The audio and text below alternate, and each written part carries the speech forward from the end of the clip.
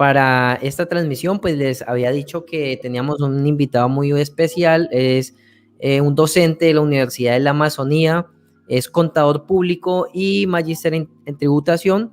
Con él, pues vamos a hablar acerca del tema, pues un tema súper importante y es la declaración de renta en Colombia. Así que pues básicamente él nos va a aclarar algunas dudas, vamos a pues a resolver algunos cuestionamientos que tenemos acerca de este tema.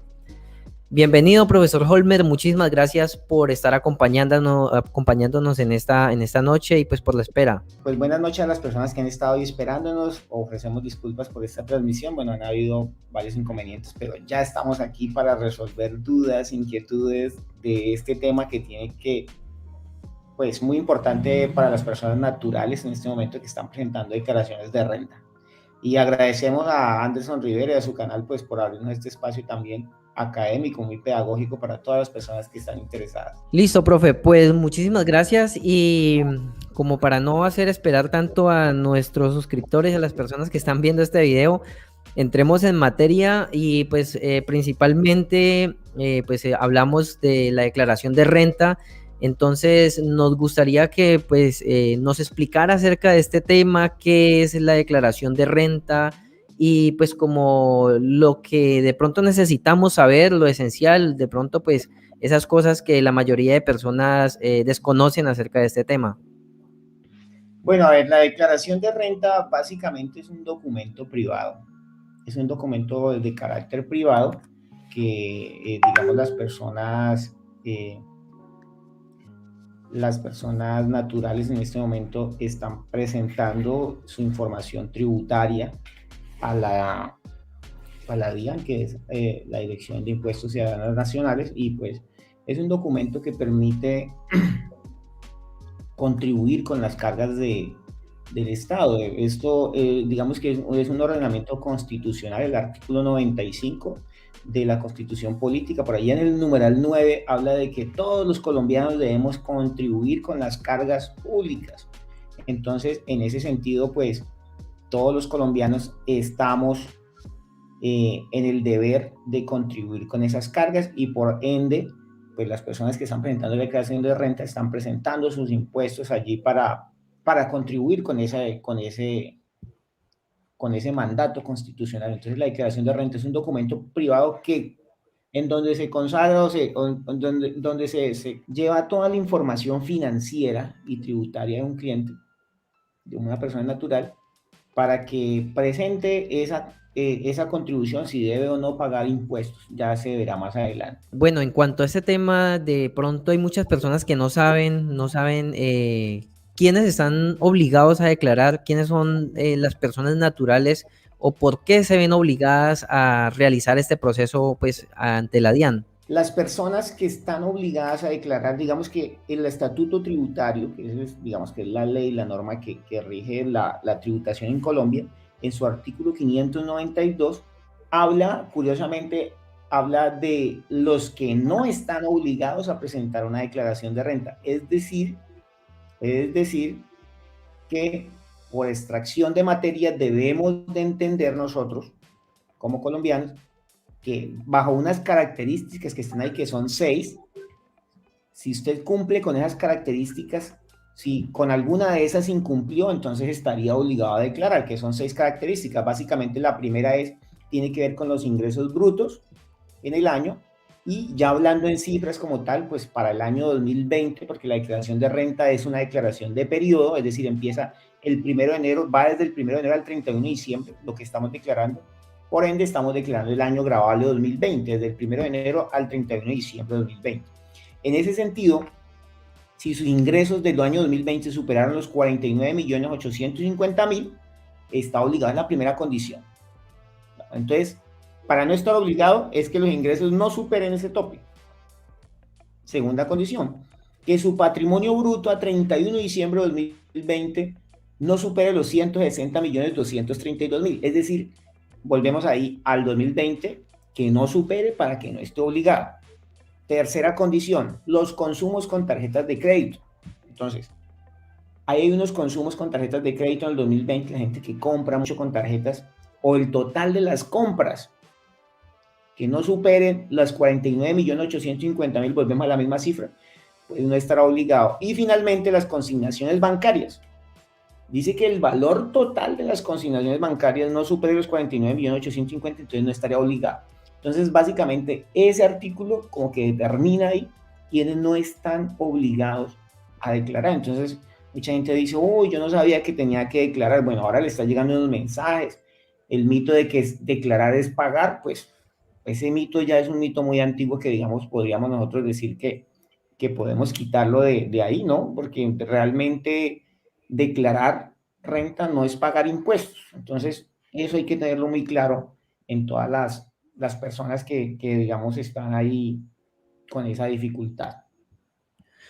Bueno, en el momento en que yo me doy cuenta que tengo que declarar, ¿cómo es el proceso? ¿Qué documentos necesito? ¿Qué soportes? ¿O cómo es que el banco, cómo es que la DIAN se da cuenta que pues de repente yo tengo que pues hacer esta declaración de renta? Bueno, primero es decir, o sea, ¿cómo se ha sido declarar? Entonces ya están esas obligaciones, pero ya, digamos que haciendo un filtro de esto y diciendo, uy, yo superé los ingresos o tengo un patrimonio alto. Entonces hay otra información que es, digamos, de segunda mano, que es la información exógena, ya que le han reportado algunas personas a ese contribuyente. Entonces,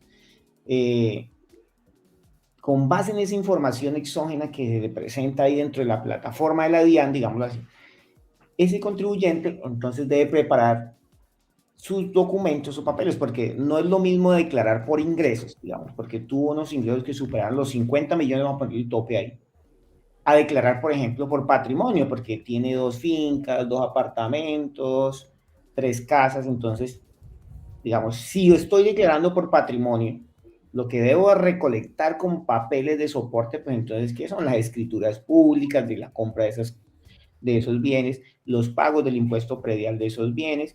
Pero si estoy declarando de repente solo por ingresos, pues me serviría mi certificado de ingresos y retenciones en la empresa donde trabajo, donde me están pagando un salario y ellos están obligados a a entregarles ese certificado de ingresos y retenciones.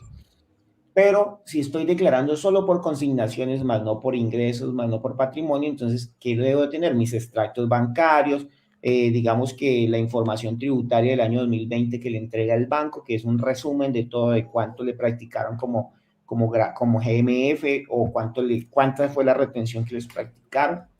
Entonces, dependiendo como de qué está obligado, por qué está obligado a declarar, entonces va a preparar su documentación.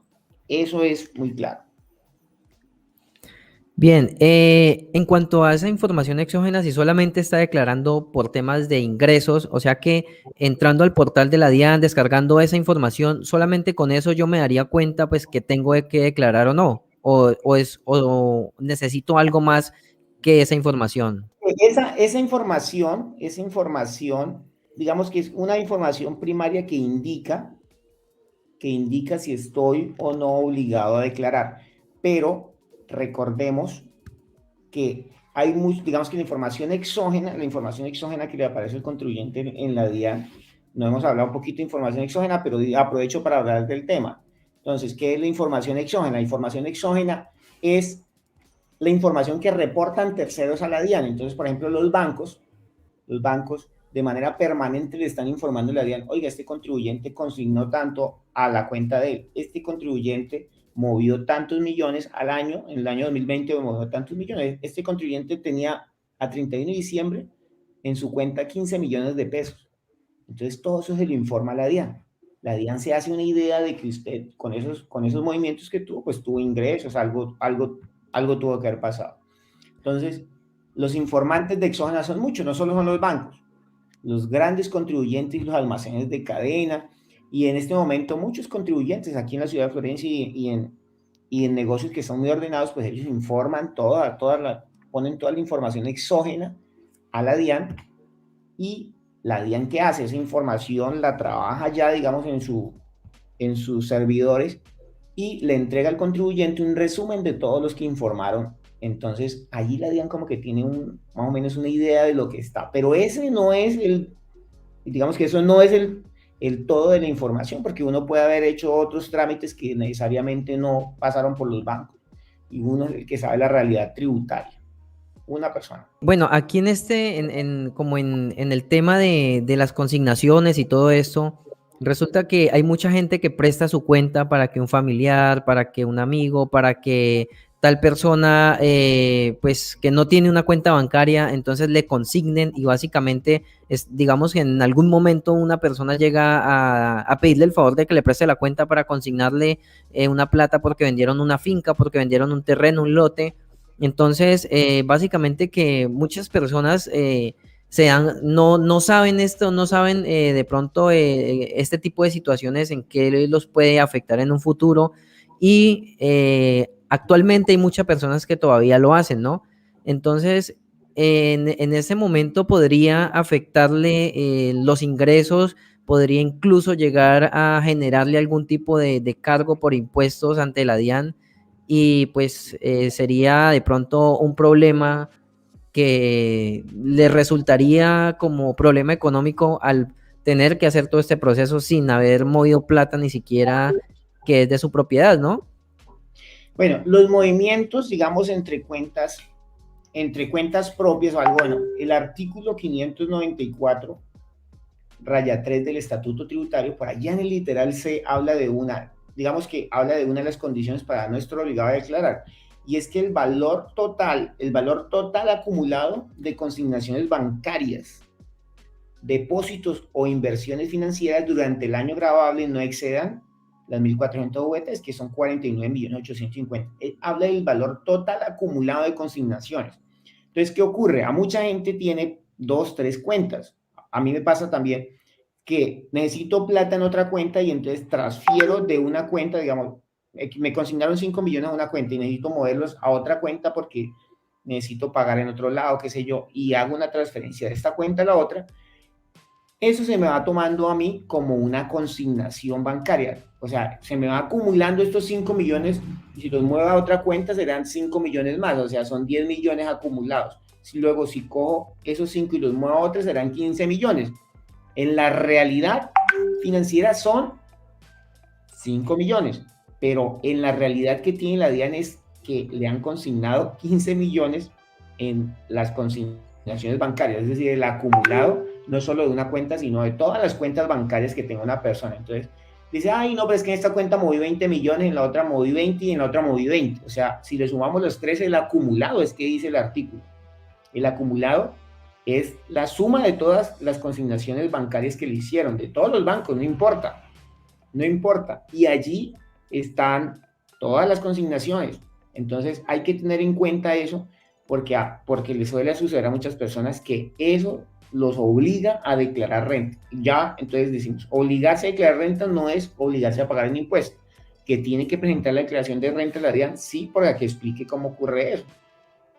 Aquí incluso entrarían todas esas cuenticas pequeñas que la gente está manejando actualmente, pues de hecho en mi canal hablo mucho sobre ellas porque pues son cuentas que de bajo monto que me parecen muy interesantes porque no tienen que pagar 4 por mil por unos topes y se pueden tener muchas de ese tipo de cuentas y son las cuentas CATS o las cuentas pues de bajo monto y normalmente lo que se hace es que tengo una cuenta bancaria y paso plata a mi cuenta CAT para hacer un pago, para hacer, pagar una factura, para hacer una compra. Entonces ahí básicamente que estaríamos es duplicando el monto de esa plata y eso pues básicamente que aumentaría el valor en los ingresos de consignaciones también, ¿no?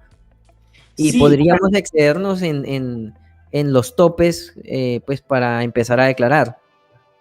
sí, la gente que maneja Nequi, por ejemplo, David Plata, bueno, todas estas cuentas que son muy express, digámoslo así, que manejan montos pequeños, realmente son cuentas bancarias, son cuentas de ahorro, de movimiento, que están amarradas al número del celular de la persona, básicamente, ¿ya?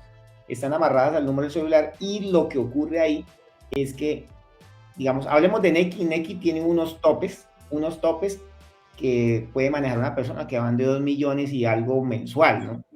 Si eso lo multiplicamos a 12 meses, pues no vamos a superar los 14, 15 millones. Pero resulta que Nequi puede superar ese tope, o sea, uno puede romper esos topes y manejar otros montos diferentes y queda como una cuenta normal. Ahora, digamos que la persona no está superando ni rompiendo esos topes. Es decir, manejó 2 millones juicioso mensuales en esa cuenta en X. Pero resulta que tiene otra cuenta en otro banco, en Banco de Exacto. Bogotá. Y ahí es donde la gente no suma y dice, uy, no, yo no me pasé en X, allá en Bogotá tampoco me pasé porque me quedé con 30 millones y acá con 10 nomás. Y allá en la otra tengo otros 10. Resulta que todo eso le suma, es el valor acumulado de las consignaciones. Entonces hay que tener muy claro que ese artículo, el 594 raya 3, en el literal se habla que es del valor total acumulado de todas las consignaciones. Hay que tener muy en cuenta eso. Declarar renta a nosotros como personas naturales nos beneficia, o sea, eso es beneficioso, digamos, en cuanto a la DIAN, a los bancos. ¿Tiene alguna representación de pronto positiva o negativa o qué opinión pues nos puede sugerir acerca del tema? Bueno, ahí yo tengo una ambigüedad ahí de pensamiento en ese sentido, porque primero hay un artículo que es, digamos, que es obligatorio contarles a ustedes, es el 594 raya 2 del Estatuto Tributario, y dice que las declaraciones presentadas por los no obligados a declarar no producen efecto legal, no producen efecto legal alguno. Es decir, que si yo no estoy obligado a declarar y hago la declaración de renta y la presento, pues no me va a producir ningún efecto legal. Hasta ahí es importante que los contribuyentes personas naturales tengan claridad de eso, no produce un efecto legal.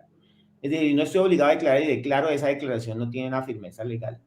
Pero para la DIAN, ahora, ¿qué ocurre en mi proyección financiera, digamos, como empresario, como una persona que estoy arrancando negocios, un emprendimiento, y de repente necesito empezar a generar vida crediticia en los bancos? La carta de presentación más importante para un banco no es una certificación de ingresos de un contador, que en donde diga que esa persona gana 5 millones mensuales. Digamos que en vez de eso, una carta de presentación más agradable para el banco es que la persona presente su declaración de renta y pague sus impuestos, porque una declaración de renta es el resumen financiero y contable de una persona. Así sea poquito lo que pague o poquito lo que tribute, pero el banco lo va a ver con mejores ojos. O sea, eso es agradable para los bancos que la persona esté presentando declaración de renta. ¿Le facilitarán una tarjeta de crédito? Claro que se la van a facilitar mucho más fácil. Entonces, es una ventaja, digámoslo así, es una ventaja financiera, hablando de temas financieros y la proyección financiera que tenga la persona, la vida crediticia que quiera sacar, pues presentar su declaración de renta le va a ayudar a organizarse de mejor manera. Entonces, eso es importante. No sin dejar de tener en cuenta lo que dice el artículo 594, raya 2. Hay una frase que dice que el desconocimiento de la norma no lo exime a uno de responsabilidades. Pero si por algún motivo yo no supe que tenía que declarar y resulta que se me pasó la fecha, ¿qué pasa ahí? Y tenía que declarar. Efectivamente, eso pasa con muchas personas. Dicen, uy, a mí me llegó un mensaje por ahí, no le puse cuidado. Y cuando uno va a revisar, ya se le ha pasado el tiempo, porque resulta que los obligados a declarar tienen un tiempo que es límite y después de eso, pues ya se cumplió su tiempo y no puede presentar esa declaración de manera normal. Se presenta de manera extemporánea y eso tiene una sanción. Entonces, las declaraciones presentadas de manera extemporánea, pues tiene una sanción que está por allá contemplada en el artículo 641 del Estatuto Tributario, que dice que debe declarar una sanción del 10% del valor del valor o del impuesto a pagar que tiene. Entonces, por ejemplo, una persona tiene que pagar 100.000 pesos de impuesto, pero no declaró a tiempo el 10% de 100.000 pesos, pues digamos que la presentó el mismo mes, serían 10.000 pesos, 110.000 pesos, pero resulta que la DIAN tiene una sanción que es la mínima, y la mínima en este caso está en 363.000 pesos. O sea, no puedo pagar una sanción de 10.000 pesos a la DIAN, porque la DIAN tiene establecido en el estatuto tributario que hay una sanción mínima. En ese sentido, la persona termina pagando 200.000 de impuestos, más una sanción de extemporaneidad, que realmente es la sanción mínima de 363.000 pesos en este año. Entonces, se vuelve un poco oneroso haberse olvidado de no declarar a tiempo. Lo mejor, lo más recomendable es estar pendiente de su calendario tributario y declarar a tiempo. En el caso que el contribuyente por algún motivo supo que tenía que declarar, o bueno, pasaron muchos años, no declaró, la DIAN podría embargarlo o podría iniciarle un proceso, un proceso legal. ¿Qué sería lo más grave que le puede pasar a una persona que no declare y que tenga que hacerlo? Las personas que no declaran, mire, hay algo que yo siempre les digo, si la DIAN los saluda en el celular, los llama, les envía un correo, eso no es por ser buena gente con ustedes, por, ay, qué chévere, la DIAN me está saludando. No, la DIAN lo que le está es diciendo, oiga, yo ya lo tengo por acá escrito, que usted tiene que declarar en tal fecha. Y la gente cree que porque pasó esa fecha y no le pasó nada, no lo llamaron ni nada, pues ya se salvó. Y resulta que no. Resulta que no. Resulta que las obligaciones tributarias pues prescriben, pero prescriben a los 5 años. Entonces la DIAN tiene un tiempo prudente para descansar, y usted dejarlo por allá, pero por allá al segundo, al tercer año lo va llamando a usted y le va diciendo, oiga, venga, que usted no me declaró. Le hace un emplazamiento, se llama emplazamiento para declarar, y le dice, ¿usted por qué no declaró en tal fecha? Tenía que haber declarado por allá en el año 2017. Venga a ver, decláreme con todas las sanciones y los intereses desde el día que tenía que declarar hasta la fecha. Entonces, esa gente que prende una velita y espera, pues yo lo que le recomendaría es mejor que la presente lo más pronto para que no lo coja la DIAN por allá con sanciones y más intereses de todos los años acumulados, porque la DIAN sí se está dando cuenta que usted tenía que declarar. O sea, si usted está obligado a declarar, definitivamente la DIAN con la información exógena, y más ahora con la facturación electrónica que cruza toda la información, es muy, muy fácil y muy probable que lo van a llamar y lo van a llamar. De pronto, la persona que vaya a hacer la declaración de renta, como a manera de aclaración, ¿es necesario que esta declaración la haga un contador o la puede hacer una persona que no sea un contador? ¿Y cuál es la importancia? O sea, bueno, por ahora preguntarle eso. Lo del contador es importante, sí. Bueno, definitivamente, digamos que las declaraciones de renta de las personas naturales, algunas tienen la obligación de estar respaldadas por la firma de un contador. Pues esas son declaraciones, por ejemplo, qué sé yo, de personas naturales que son comerciantes y están moviendo ingresos por arriba de los 1.000 millones, sí, entonces son personas naturales que practican retenciones, están obligados a tener un contador de cabecera que les lleve su contabilidad porque son obligados a llevar contabilidad. Entonces, ¿quiénes en Colombia son los obligados a llevar contabilidad? Yo diría que todos los comerciantes, porque el Código de Comercio, lo que dice el Código de Comercio es que la prueba de la contabilidad es que esté bien llevada para que sirva como prueba. Entonces, si todos los comerciantes están obligados a llevar contabilidad, entonces tendrían un contador. Pero, no obstante, para la DIAN, los obligados a llevar contabilidad son los del régimen responsable de IVA. Entonces, como yo no soy responsable de IVA, pues no llevo contabilidad, no necesito un contador. Y mi declaración la podría presentar sin necesidad de un contador. Pero para eso existe, y para eso la DIAN ha dispuesto de un aplicativo que se llama la Ayuda Renta, que realmente, digamos, debe de tener conocimientos tributarios. Los mismos estudiantes del programa de contaduría en la Universidad de la Amazonía, por ejemplo, dicen, uy, profe, eso está re difícil, esa Ayuda Renta, no lo mueve nadie. Es como el Tributi de Bancolombia. Bueno, hay otros también ahí, o ayudarrentas que se compran, porque hay gente que hace ayudarrentas. Mucha gente no los entiende. Y resulta que no los entienden porque no tienen el conocimiento tributario de cómo va la norma aquí, de cómo se aplica. O sea, no es fácil presentar una declaración de la ayuda renta. Yo recuerdo que en mi tiempo de estudiante cogí una ayuda renta de esos, lo abrí. Primero, el aplicativo es muy pesado, en cualquier equipo no le va a abrir de manera fácil. Y segundo, pues está plagado de normas por todo lado. Entonces usted abre una casilla y le aparecen 10 artículos del estatuto tributario. Entonces la persona va a quedar ahí como que, bueno, ok, yo conozco abogados. Mi profesora de Derecho Tributario en la maestría decía, yo estoy en la obligación, yo soy abogada, dice, y yo me siento a hacer mi declaración de renta. Qué pena con los contadores, pero yo me siento a hacer mi declaración de renta. Se demora como 3 días ahí leyendo todas las normas, pero la hacen. Entonces, yo diría que las personas naturales no necesitan de un contador, pero yo les aconsejo que busquen un asesor tributario para todas esas dudas, porque hay muchas dudas y hay gente que lamentablemente ha presentado su declaración y la ha presentado mal, y la DIAN lo presentado es oficial. Entonces, de ahí demostrarle otra cosa a la DIAN es muy difícil. Y de pronto no en el momento, pero sí en un futuro, probablemente se encuentre con que pues la DIAN esté pues echándole el ojo o que se dé cuenta que hubo un error. Entonces, en próximas declaraciones podría presentarle algún detalle o alguna observación o bueno, algo así, ¿no?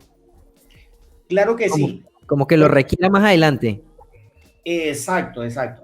Tenemos unas preguntas ahí por la página de YouTube para que ahorita las resolvamos con las Sí, personas que están ahorita, ahí. ahorita las ponemos acá en la pantalla. Claro que sí. Pero entonces, la DIAN puede requerir por información, digamos, que no corresponde. La DIAN puede decir, oiga, en la información exógena que me presentó el banco X decía que usted recibió 200 millones, pero resulta que usted aquí solo me declaró 50 millones, porque lo otro era una plata que le ha prestado la cuenta del papá por la venta de una finca, digámoslo así. Y esa plata pues no eran ingresos de él. Entonces él declaró como ingresos 50 nomás. La DIAN lo va a llamar. Es muy seguro que para esa declaración lo llame la DIAN. Y lo puede llamar el mismo año, lo puede llamar hasta los 3 años, porque la DIAN tiene 3 años después de presentar una declaración para que esa declaración quede en firme. La firmeza de una declaración que es que ni la DIAN, ni el contribuyente, ni la persona natural pueden modificar esa declaración. Esa declaración queda como congelada, digámoslo así. Ya de ahí en adelante, ninguno de los dos puede pelear por esa declaración. 3 años tiene la DIAN. Y antes de esos 3 años, la DIAN puede abrirle un proceso y decirle, oiga, usted me declaró 50 millones, pero en el banco tenía 200. ¿Qué pasó con los otros 150? Hágame el favor y me informa. Y la persona tiene que demostrar que esos 150 fue una casa que compró él, que el papá le vendió, qué sé yo, y esa plata se la prestó a él. Entonces, son cosas que puede ser que la información haya sido esa, o puede ser que él sí recibió 200 millones y no tenga cómo demostrarlo de la casa. Entonces, ahí sí estarían serios problemas, porque se llama una sanción por corrección a esa declaración. Ya esa sanción es diferente y toca corregir desde la época que tenía que presentar la declaración hasta ahora y pagar las sanciones. Y podría ser un chistecito caro que de pronto le puede salir al contribuyente, pues por evitar de pronto pagar, no sé, cuánto cuesta una declaración de renta, una básica, de una persona que no mueva mucha plática. Yo, las, las declaraciones tributarias, sí, yo digamos que no hay un tope, digamos, en esos precios, pero yo soy una persona que digo, por favor, los colegas, a los estudiantes, a mis estudiantes, yo, cobren bien. Mis clases, yo, muchachos, cobren bien, por Dios bendito, a mis auxiliares digo, cobren bien. Y si hay amigos, yo tengo estudiantes que presentan declaraciones, que consiguen clientes, yo siempre digo, pero cobras bien, yo te ayudo a presentar la declaración, pero cobras bien. Todas las declaraciones no son iguales. No es lo mismo presentar la declaración a un ganadero, a un asalariado, por ejemplo, que gana 2 millones mensuales, 3 millones. No es lo mismo presentarle la declaración a un comerciante. Entonces, un comerciante puede mover 5 mil millones, pero de ahí tiene una utilidad muy mínima, digamos. Entonces, pero está moviendo mucho dinero. Entonces, esa declaración genera una responsabilidad. Todas las declaraciones tributarias hay que ver, yo las veo desde el punto de vista de que a mí me genera una responsabilidad por 3 años. Es decir, vamos a poner el ejemplo de usted. Anderson, YouTube recibió en el año 2021 200 millones. ¿Ya? Ya quisiera. Lleno de, de seguidores. 200 millones recibió y le consignaron a la cuenta. O sea, hizo la transferencia y a la cuenta le llegaron los 200 millones. Entonces, no es lo mismo, no vale lo mismo tu declaración que un pensionado que recibe 4 millones de pensión mensual. ¿Ya? Entonces, es proporcional a eso. Y yo siempre he cobrado por la responsabilidad que tenemos. Quizás tu declaración tiene más dificultades porque es una declaración de demostrar de un dinero que viene en el extranjero, bueno, qué pasó ahí, no fue de remesas, bueno, muchas cosas. Voy a tener esa responsabilidad por 3 años. Usted, después de que me pague mi declaración, la declaración que le hice, usted puede decir al tercer año, oiga, Holmer, me llamó la DIAN y aquí tengo un proceso abierto con la DIAN. Entonces, ¿qué tiene que hacer mi oficina? Venga, revisar el proceso, revisar esa declaración, sacar la documentación, mirar qué nos faltó poner ahí, o qué está bien o qué está mal, cómo vamos a contestar ese pliego, todo. Por el mismo valor, usted no va a pagar más. Entonces digo, oiga, venga, le va a pagar más ya le pagué la declaración hace 3 años, ¿sí? Entonces esa es la responsabilidad que tienen los contadores. Entonces yo acostumbro a cobrar en salarios mínimos. En mi caso, salarios mínimos, o sea, un salario mínimo, por ejemplo, yo a ti con 200 millones, yo no me bajaría de cobrarte un salario mínimo por la declaración. Ya es problema de la persona si usted quiere o no presentarla conmigo, porque puede haber otro asesor tributario que yo le cobro 100.000, pero no vuelve a dar nunca usted asesor tributario en ninguna parte ni nada, después lo llama la DIAN, usted se encarta con 100.000 pesos y la DIAN le cobra 20 millones de sanciones. Entonces usted, uy, sí, era mejor haber pagado el salario mínimo y evitarme todo este rollo, porque la seguridad jurídica va primero. Y yo, en su momento, yo critiqué, por ejemplo, a Tributi, que es de Bancolombia, lo critiqué en ese sentido, en que uno no sabe quién es de allá del otro lado le está haciendo la declaración, se la está presentando, le está ayudando con la declaración. De repente, cuando tenga un requerimiento especial de la DIAN, pues no va a ir a dónde llorar, no va a saber uno dónde ir a quejarse, a decir, venga, ayúdeme porque la DIAN me tiene aquí el cuello. En el caso que desapareciera, ¿no? Que de repente cerraran la empresa. Porque se Exacto. supone que ellos allí tienen una, bueno, Un en su área que página ellos tienen una garantía de la declaración y toda la cuestión. Pero pues en el momento que, no sé, por algún tema disolvieran la empresa, no, ya no existiera más, pues ya sería pues responsabilidad de la persona que hizo la declaración. Claro, exacto. Entonces, en mi caso, por ejemplo, nosotros siempre le damos seguridad jurídica a los clientes. Todo el tiempo, Juriscontable, por ejemplo, siempre le da seguridad jurídica y no conozco el primer proceso que nos hayan abierto por haber presentado mal una declaración. Pero estoy atento, yo quedo empeñada, mi palabra que empeñada por 3 años más. Vale la pena por 3 años cobrar por lo menos la mitad de un salario mínimo. Por cierto, en la parte, aquí en la pantalla, en la parte de abajo, están las redes del contador Holmer, lo que es Facebook y YouTube, pues para quienes de pronto quieran ir a seguir la página, yo creo que también allá pues él resuelve hace algunos videos explicativos y comparte información de interés, entonces pues si quieren ir a seguir sus redes sociales, en la parte de abajo les dejo el nombre de las páginas. Claro que sí. Ahí estamos para servirles, ahí hay unos videos muy educativos de muchos temas, nosotros siempre estamos, ahorita por ejemplo ya llegó la reforma tributaria, está sancionada, tenemos la responsabilidad como juriscontable de hacerles un resumen ejecutivo a los clientes y decirles, esto cambió, esto quedó así, pilas con esto, ojo con esto.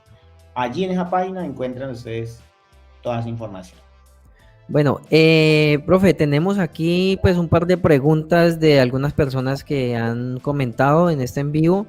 Voy a tratar de ponerlas en la pantalla. Norberto Nova nos dice lo siguiente: buenas noches, esos acumulados que muestran los bancos, ¿qué mecanismo se debe realizar o cómo se debe explicar en la declaración de renta?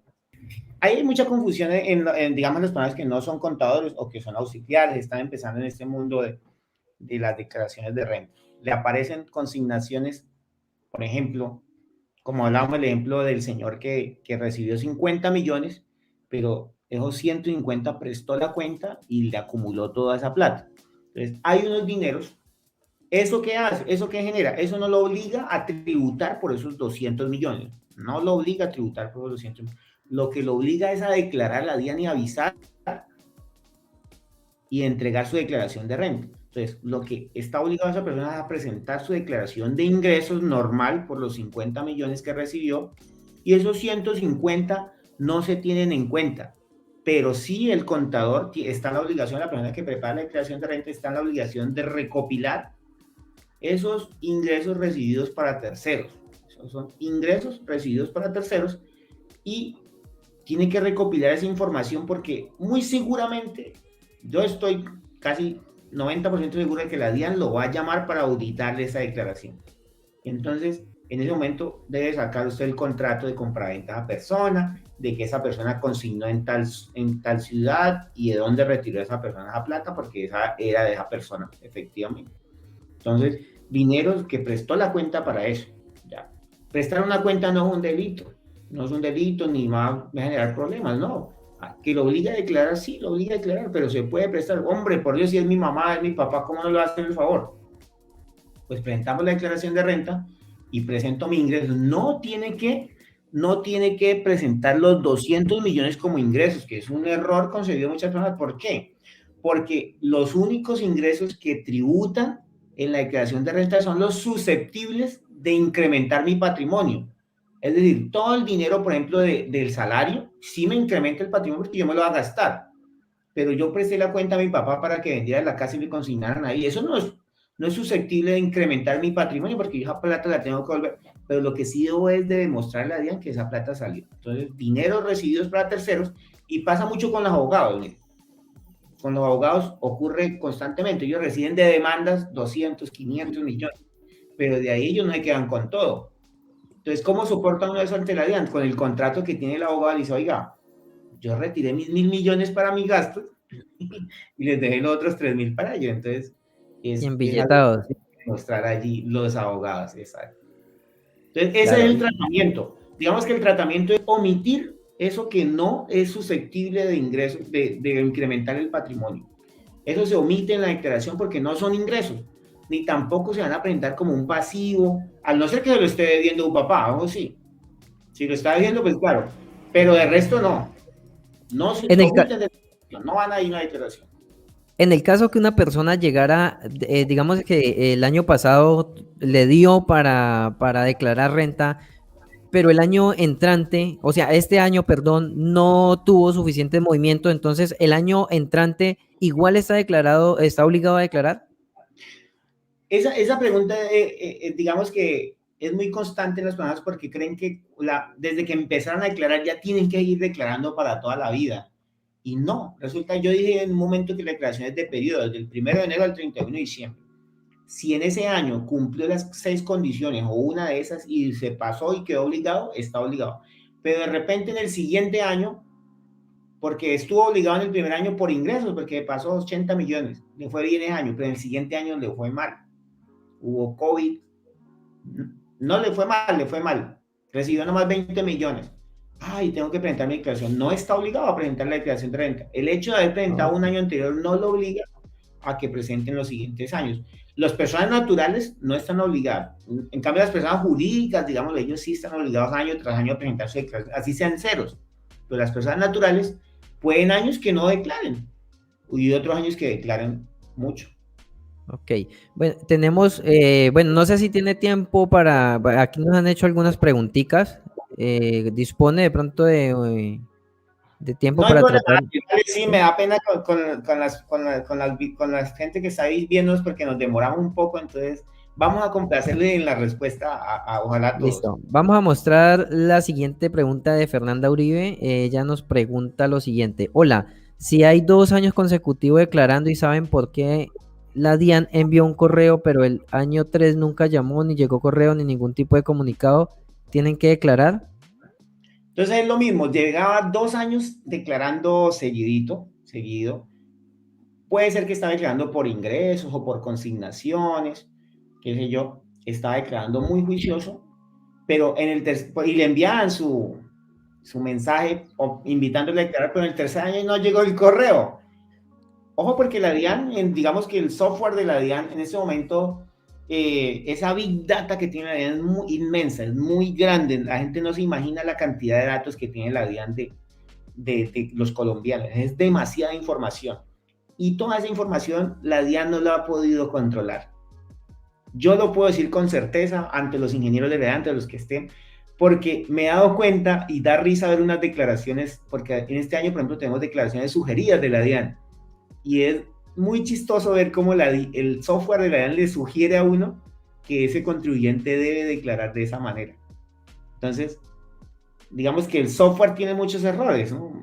Que el humano quizás no los tenga. Entonces, la DIAN puede, entre sus errores, por ejemplo, olvidarse de enviarle el correo a una persona. Eso puede ocurrir.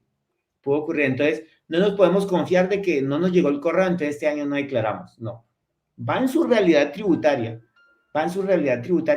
Digamos que la única obligación que es más que permanente es la del patrimonio, porque si yo tengo 200 millones de una casa y ya los declaré en un año, pues los siguientes años, por ejemplo, este año el tope está en 160. Lo obligaría todos los años de ahí para allá a declarar por patrimonio, a no ser que venda la casa, qué sé yo.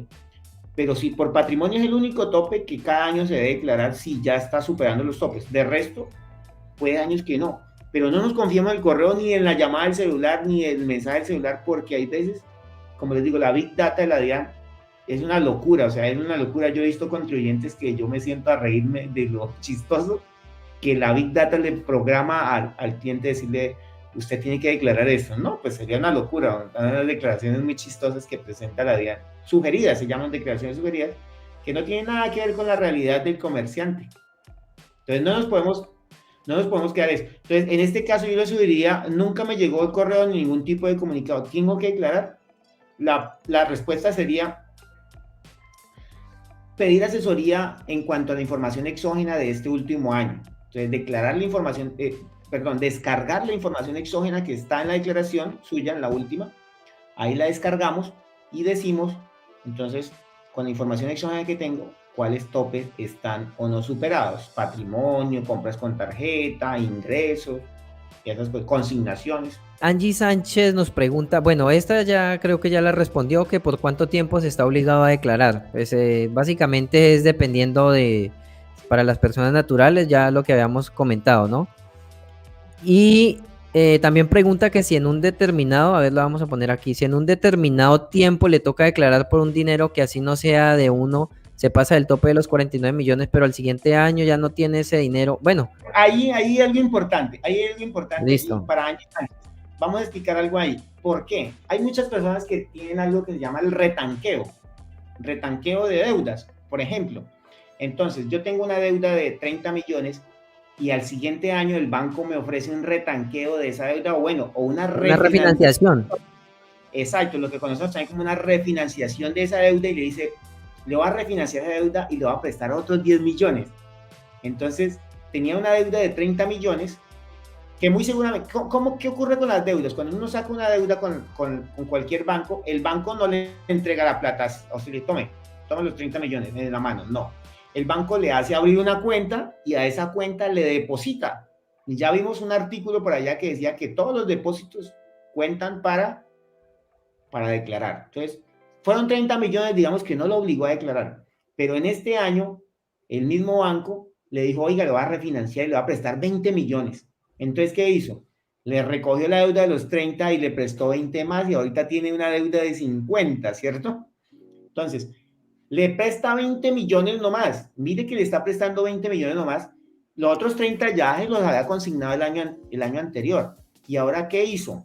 En el pasivo a esa persona le va a figurar 50 millones, pero en los depósitos en cuenta solo le va a figurar 20 millones. Entonces la persona dice, uy, ¿tengo que declarar? Y la respuesta es no. ¿Por qué? Porque las consignaciones no superaron el tope. Y por pasivos, ya vimos que hay 6 condiciones y ninguna condición dice es que los que deben más de tanto deben de declarar. No, no hay ningún artículo en el estatuto tributario que obliga a una persona a declarar por pasivos. Entonces, de repente termina teniendo 50 millones de pasivos y entonces usted diría, uy, está obligado a declarar porque tiene 50 millones de pasivos. No, por los pasivos no se declara. Y pasa algo también, algo que es muy confuso, porque ¿qué ocurre con estos retanqueos, con esa refinanciación? Que los bancos en la información exógena escriben ahí, préstamo de consumo. Entonces, por ejemplo, Anderson en el año 2019 tenía un préstamo de consumo de 40 millones.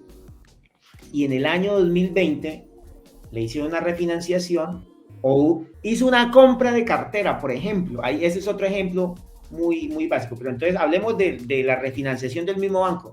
Le prestó 20 millones más y lo reportó como préstamo de consumo por 60 millones. Tenía 40 más 20 de 60.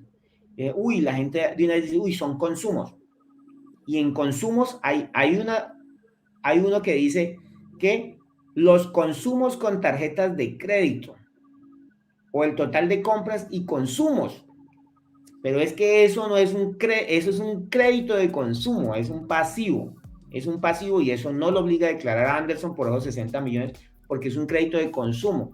Que no, profe, es que él se los va a consumir, que no hay que. No importa que haga con la plata. El reporte es un crédito, es un pasivo. Y ahora, el otro caso que les decía yo que era la compra de cartera. La compra de cartera está de moda ahorita. Hay una pelea en todos los bancos. Venga, yo le compro la cartera a usted. Entonces, ¿qué ocurre? El modus operandi desde la compra de cartera, ¿cuál es? Que yo tengo, Anderson tenía una deuda por 50 millones en el 2019. Y llegó el otro banco y le dijo, oiga, Anderson, le va a comprar esa deuda.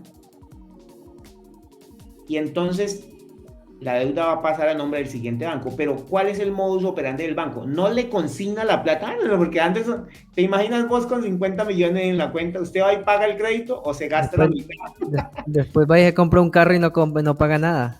Exacto, exacto. Eso ocurre, claro, obviamente me compro una moto, me compro un lote y voy abono la otra parte. Eso es lo que haría una persona normal, ¿cierto? Y lógicamente digo yo, pues ¿para qué voy a pagar la deuda? Me voy a comprar, me voy de viaje, hago lo que, me vuelvo loco, como dicho, con los 50 millones.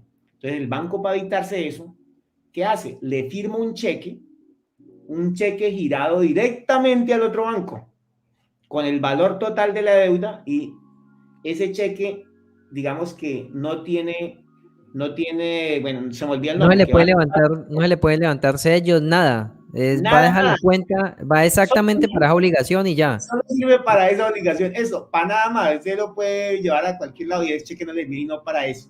Entonces, el banco nuevo, el banco 2 no le está consignando la plata a Anderson y no le va a aparecer ahí reportado que en la cuenta le va a aparecer el depósito de esos 50 millones.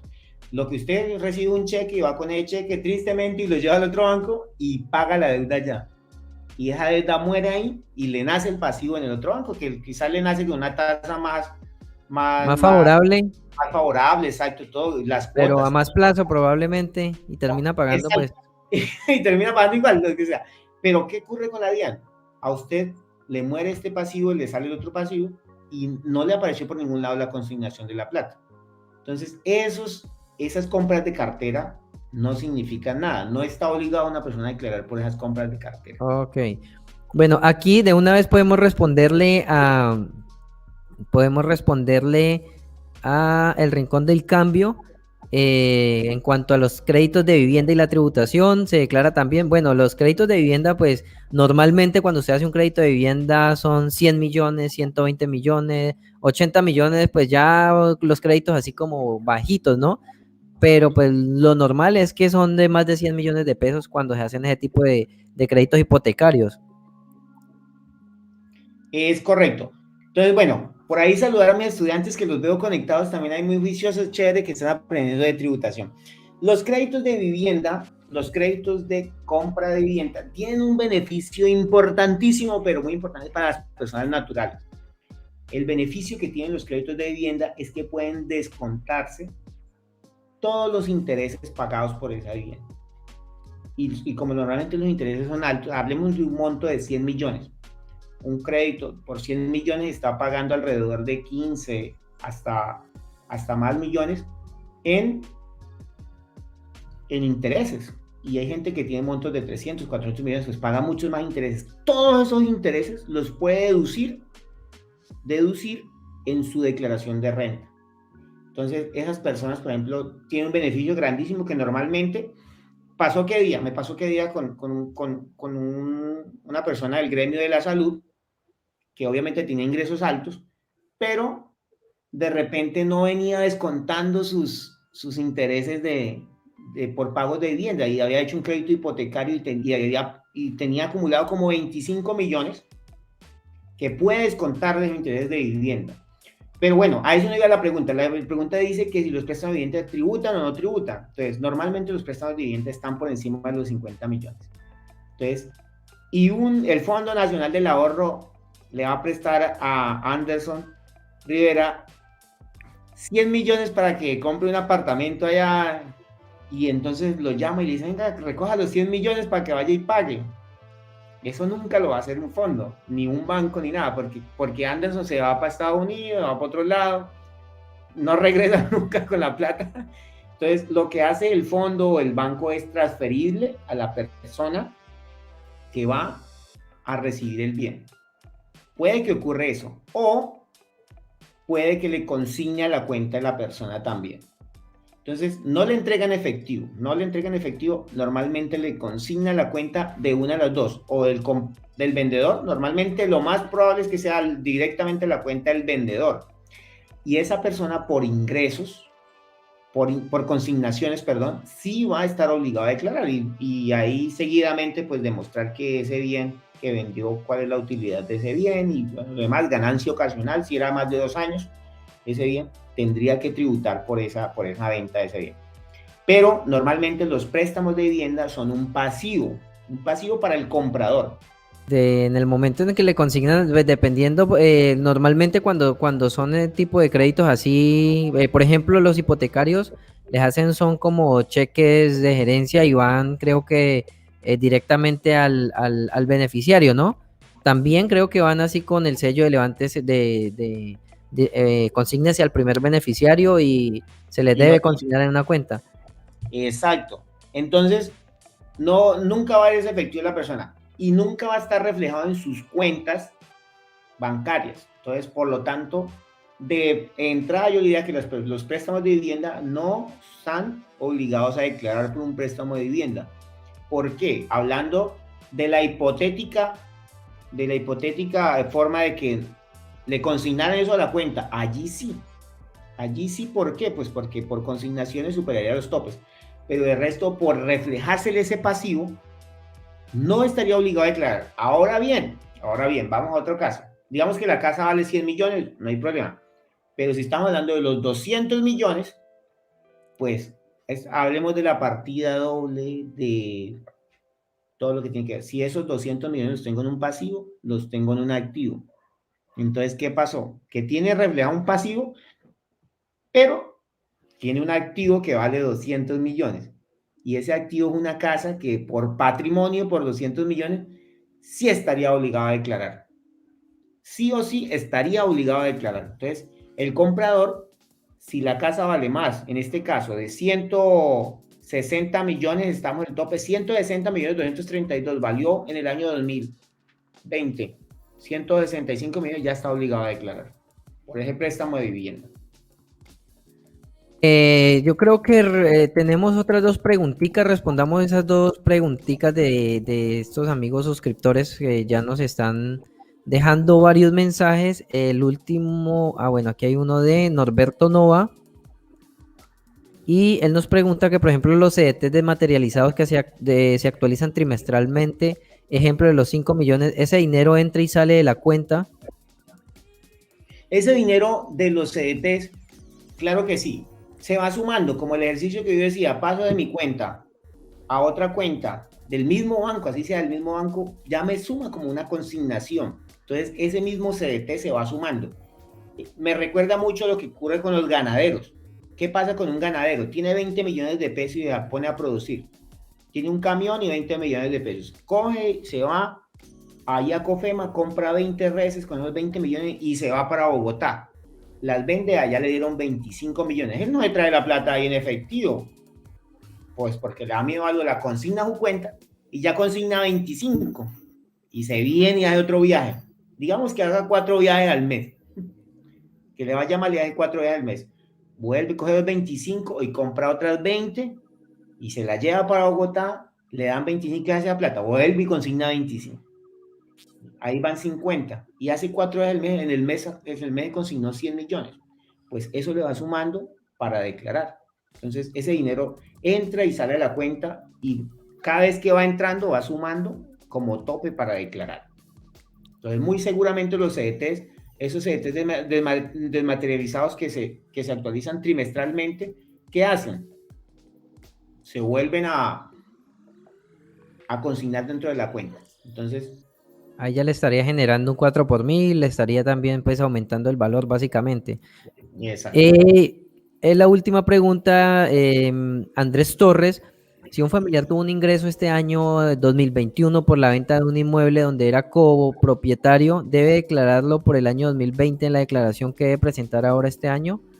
No le entendí. De pronto, Dice que el no. familiar tuvo un ingreso este año, en el Este 2021, año, sí. tuvo un ingreso por la venta de un inmueble donde era copropietario, o sea, estamos hablando de propiedad horizontal, de frente, puede ser. Debe declararlo por el año 2020 en la declaración que Ah, va ya, presentado. no, sí, ya le comprendí. Ahora, este año no, o sea, la declaración de este año es la 2020 y tiene que ver con todo lo relacionado por el año 2020.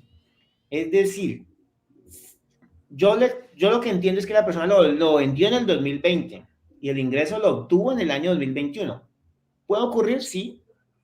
Puede ocurrir que en diciembre la gente hace negocios. Usted viera cómo está la notaría de llena en diciembre. 23, 20, o sea, todos los últimos días de diciembre, la última semana de diciembre es la cantidad de gente haciendo negocios, pues porque todo el mundo trabajó todo el año. Entonces, firma de notaría y en enero le pago. Ocurre mucho, claro que sí. Entonces, depende de esa persona. Por ejemplo, si yo tenía una casa que valía 200 millones, la vendí en diciembre del año 2020. La venta fue en 2021. Ah, no, pues si la venta fue en 2021, pues bueno.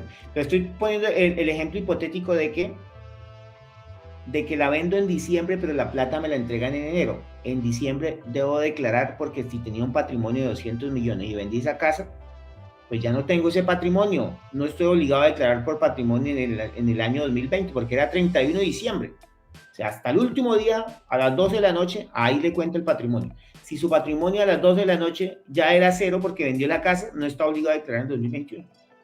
Ahora, ese ingreso lo obtuvo en el 2021, ese ingreso forma parte de la declaración de renta 2021 que debe ser presentada en el 2022. No ahora porque estamos todavía en el año grabable de 2021 y el año grabable de 2021 va desde el 1 de enero hasta el 31 de diciembre.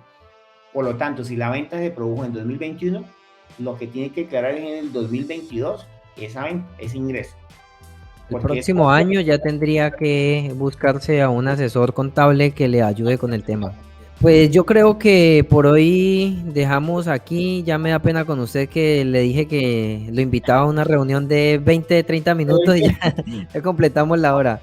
sí, Pero es que el tema es bastante extenso y es un tema muy importante, pues porque las personas que de pronto aspiren a tener ingresos superiores en un futuro o que están en su área o en su tema profesional y que están empezando a trabajar, muy probablemente pues en un futuro van a recibir contratos, van a tener pues unos ingresos más altos, o las personas que en este momento pues están viendo este video, que ya han empezado a facturar pues bastante, o que han tenido bastantes movimientos, por ejemplo, de giros internacionales, de bueno, muchísimas situaciones que se presentan, pues resultan bastantes dudas y si tienen alguna pregunta, yo les recomiendo que vayan a la página de Facebook, que creo que es la que mantiene más activa. A ver, quito este comentario. Se llama Juriscontable Holmer, ¿verdad? exacto, esa es la página, ahí pueden hacer Entonces, consultas. pues vaya, sigan la página, déjenla de los comentarios, que de pronto las preguntas que tengan, pues como por resolver. Y en un próximo video estaremos tratando de pronto de algún tema especial, si es que así lo desean las personas que vean este live.